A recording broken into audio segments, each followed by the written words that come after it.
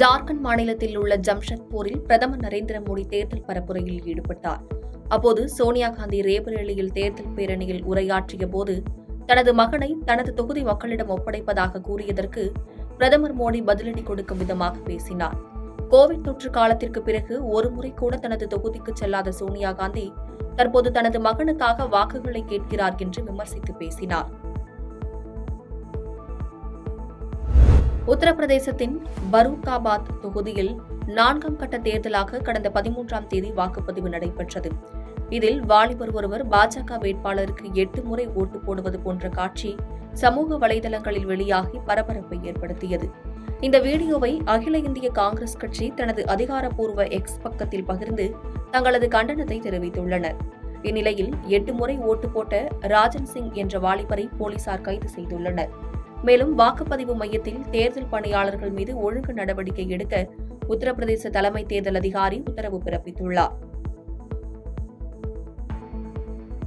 தமிழக எல்லையில் அமராவதி அணையின் பிரதான நீராதாரமான சிலந்தை ஆற்றின் குறுக்கே கேரள அரசு தடுப்பணை கட்டுகிறது. உடுமலையை அடுத்த மேற்கு தொடர்ச்சி மலைப்பகுதியில் கேரளா மற்றும் தமிழக வனப்பகுதியில் உற்பத்தியாகின்ற ஆறுகளை ஆதாரமாக கொண்டு அமராவதி அணை கட்டப்பட்டுள்ளது.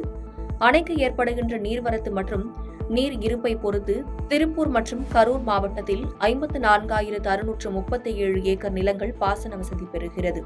இந்த நிலையில் கேரள அரசு அமராவதி அணையின் பிரதான நீர் ஆதாரமாக விளங்கும் சிலந்தை ஆற்றை தடுத்து தடுப்பணை கட்டும் பணியை தொடங்கியுள்ளதாக தெரிகிறது. எனவே இதுகுறித்து தமிழ்நாடு அரசு கேரள அரசுடன் பேச்சுவார்த்தை நடத்தி தடுப்பணை கட்டும் பணியை தடுத்து நிறுத்த வேண்டும் என விவசாயிகள் கோரிக்கை விடுத்துள்ளனர். இந்திய குற்றவியல் சட்டம், இந்திய குற்றவியல் நடைமுறை சட்டம் மற்றும் இந்திய சாட்சிகள் சட்டம் ஆகிய 3 சட்டங்களுக்கு மாற்றாக 3 புதிய குற்றவியல் சட்டங்களை மத்திய அரசு கொண்டு வந்துள்ளது. இந்த சட்டங்கள் ஜூலை 1ஆம் தேதி முதல் அமலுக்கு வரும் என மத்திய அரசு அறிவித்துள்ளது.